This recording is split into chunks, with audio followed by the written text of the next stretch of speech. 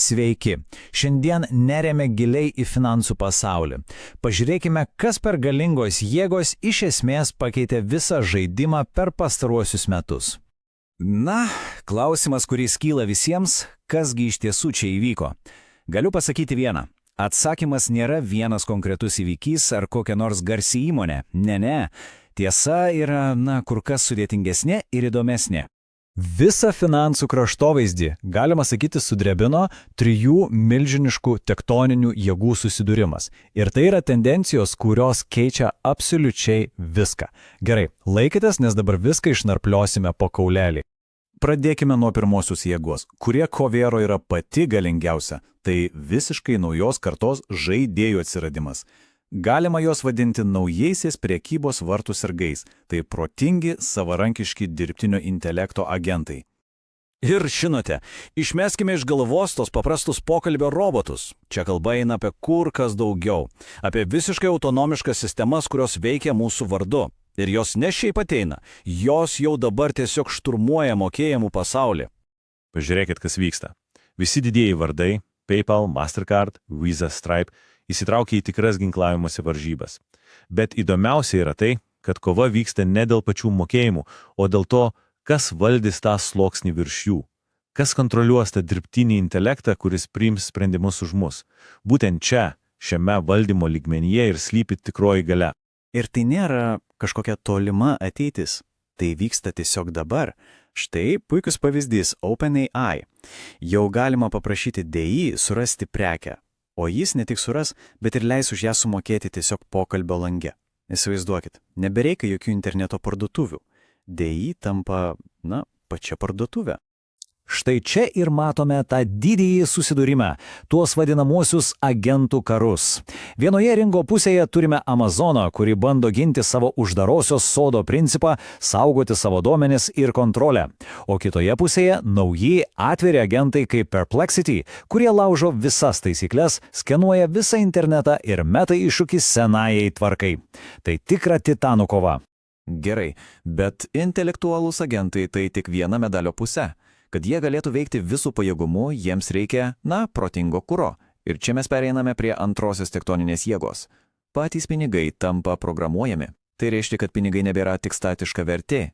Jie tampa dinamiškomis instrukcijomis, tiesiog kodu. Ir kas įdomiausia, kad visa tai įvyko žaibišku greičiu. Pažiūrėkite į laiko juostą.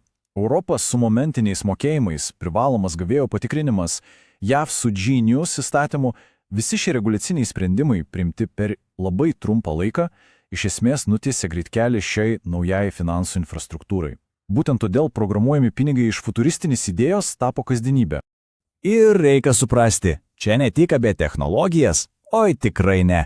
Tai yra aukščiausio lygio geopolitika, tikra šachmatų partija. JAV su savo Genius įstatymu bando įtvirtinti dolerio dominavimą skaitmeninėme amžiuje, o Europa su savo euro stabiliąją moneta stengiasi neatsilikti ir apsaugoti savo įtaką. Kova vyksta dėl to, kas kontroliuos ateities pinigus. Ir štai čia yra lūžio taškas. Kaip sakoma citatoje, net patys didžiausi skeptikai, tradiciniai bankai, kurie ilgą laiką į viską žiūrėjo kreivai, dabar patys šoka į šį traukinį. Jie suprato, kad tai yra ateitis. Tai nebėra niša, tai tapo pagrindinė srovė. Gerai. Taigi, turime du galingus ingredientus – protingus agentus ir protingus pinigus. Kai juos sumaišome, kas atsitinka? Prasideda trečiasis veiksmas. Trečioji jėga – tai totali bekompromisiška kova dėl kontrolės, dėl to, kam priklausys ryšys su klientu. Ir žinoma, seniejų kortelių tinklo milžinai, Visa ir Mastercard, nesiruošia tiesiog stebėti iš šonų. Jie meta visas pajėgas, kad iš naujo išrastų kortelę.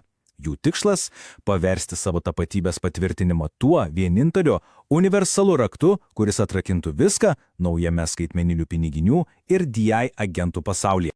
Tuo pačiu metu matome dar vieną didžiulį strateginį pokytį. Ši diagrama tai puikiai parodo.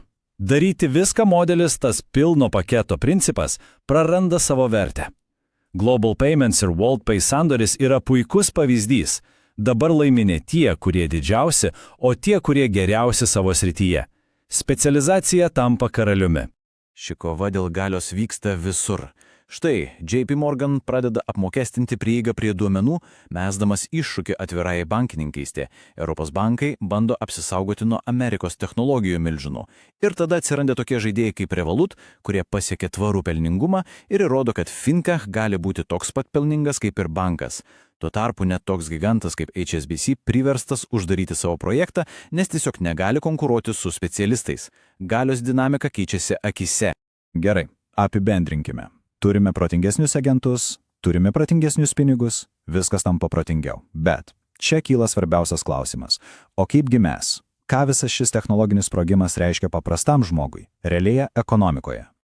Poveikis yra tiesiog milžiniškas.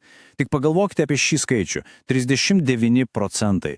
Beveik 40% dabartinių įgūdžių iki 2030 metų taps visiškai nebereikalingi. Tai nėra kažkoks laipsniškas pokytis, tai yra viską griaunanti revoliucija.